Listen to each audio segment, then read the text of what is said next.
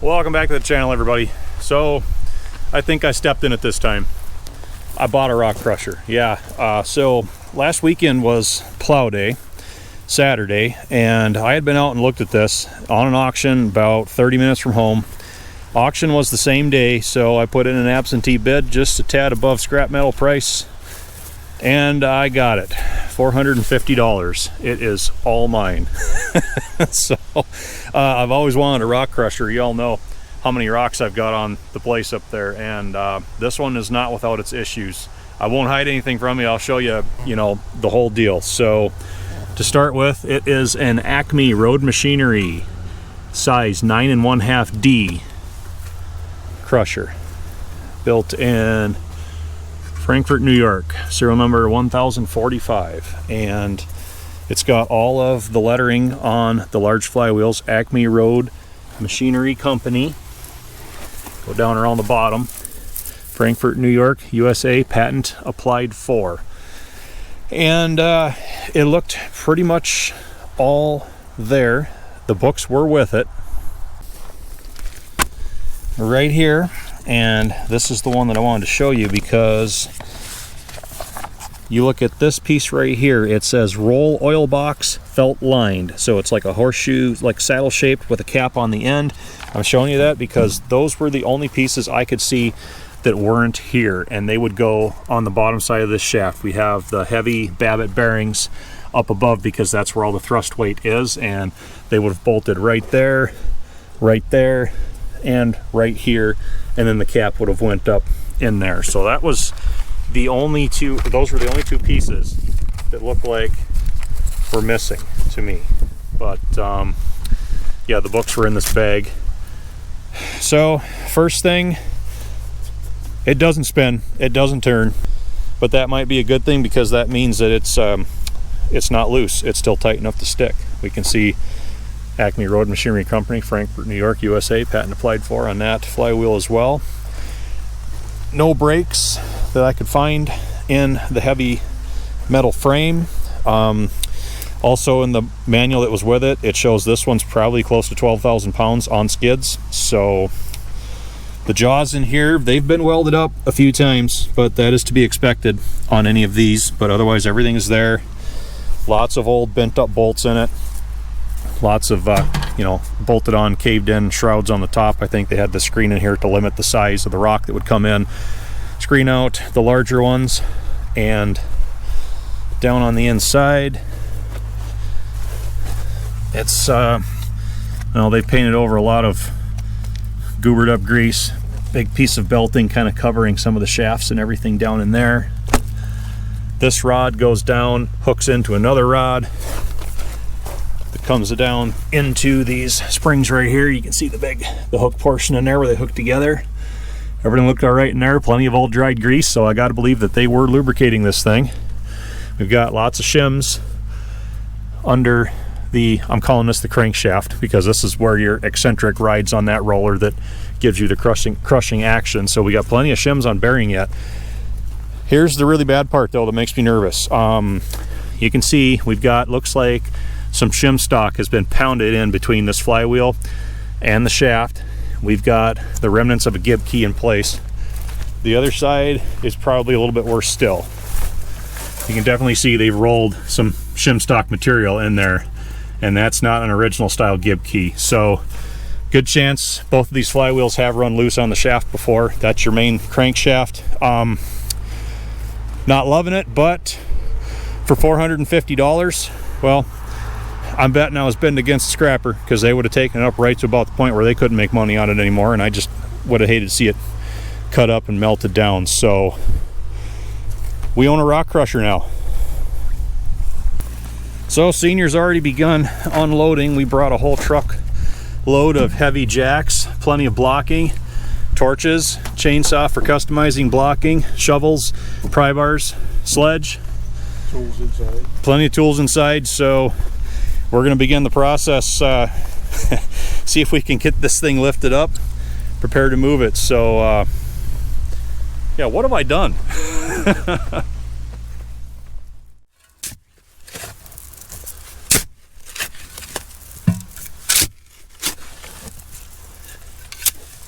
just show you what I've been working on here the last few minutes. We're digging it out. It's on big I-beam skids, and I wanted to get it dug out around the back side here just to see how far they went. So far, they're ending right at the back of it. So, nice part of it is this is an old gravel pit, and this gravel is really easy to shovel. So, Senior's working on the front. You can see he's found base down there. So, we want to get it excavated all the way around, at least see what we're dealing with. And here we got Squatch. He's getting ready to do some torching of some redundant parts here. So we got some of these brackets, they're loose anyway. Get that out of the way. These here, you'll see down here some anchor rods, some more boards and brackets, stuff like that. Probably get a lot of that stuff all out of the way. Anything we take off of here for weight is going to help us. Probably maybe some of this stuff on top may go yet too. But I'm going to get some of this stuff out of the way before we start doing any jacking on here. It's going to make things a little easier. Other anchor rods, some more bracketry. I think all this bracketry was for their conveyor systems they had hooked up here. Oh, it'll only burn until it won't. Yep, got fire going here, but no big deal. We're in a gravel pit. We're not worried about anything here.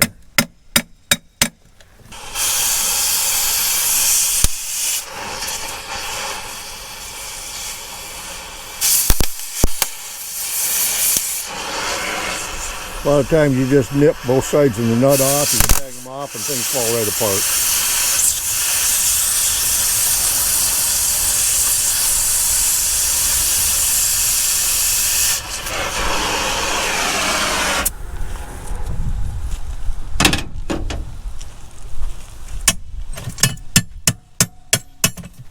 Well, these are stuck.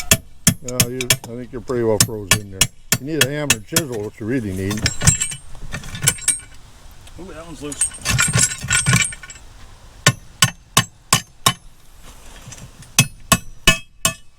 Pretty much, I think that's all the crescent wrench is good for, really. There we go. We got her. Little smoldering going on in an old rotten timber there, but we'll keep our eye on that. Got some bottled water in there if worse comes to worse. We'll just give her a drink. Well, we got a few bolts with some wood on here. We'll see if we can get another fire going.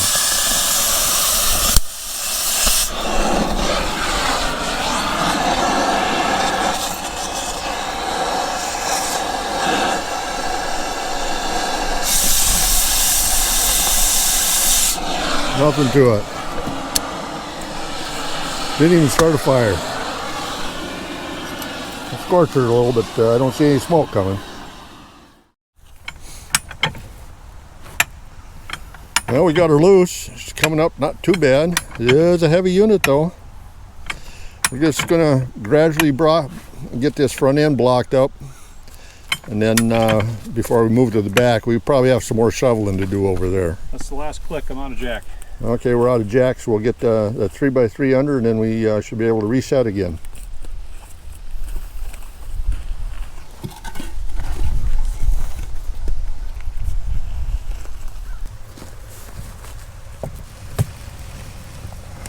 There it went. It's all tuck.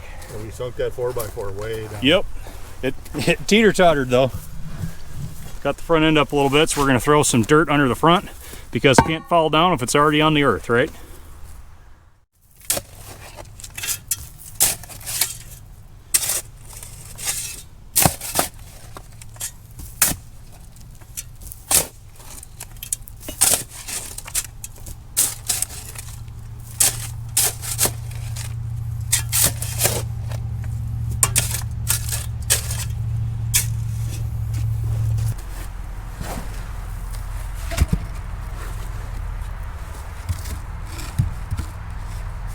Good? Yep. How much you got out over there? 8 inches. Okay, I'm about a foot here. It'll be all right.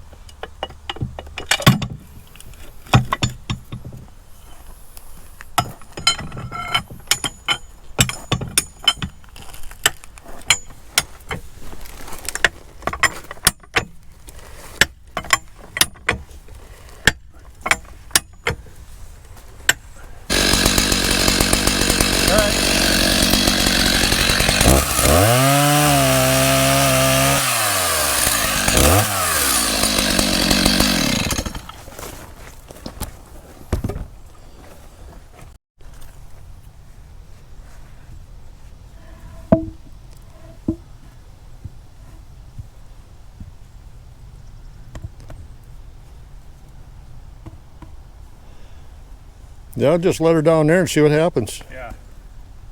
Kick that far in a little more.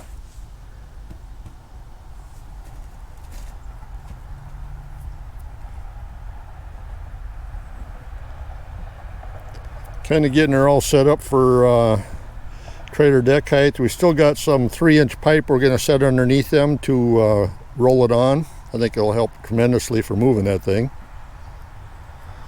How far do you think I should hold them this way? Should we let those bottom skids hang this way an inch or so off the blocking? We could, yeah. In case we get that trailer underneath them.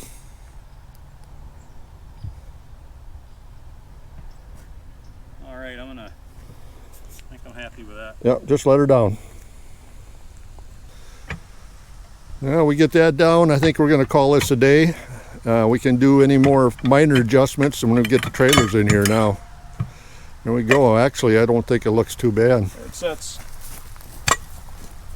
She's blocked up real good. I think we worked about 2 hours, 2.5 hours on it. About 2.5 hours took us to get this far. Yeah. So I think that's pretty good. Okay, we've got all the tools loaded back up. I don't think we're going to need the torches. Last thing I did was I just torched a couple more holes, maybe for clevis pull points in each side, just to give us a few more options. And we've got blocking in place. Who's texting me now? It's probably Rick Bark. Oh well, we've got blocking in place where we are actually going to lift this up, rollers between the skids and the blocks, and we are pitched up to throw it on the back of the trailer maybe tomorrow. So that was the job for today.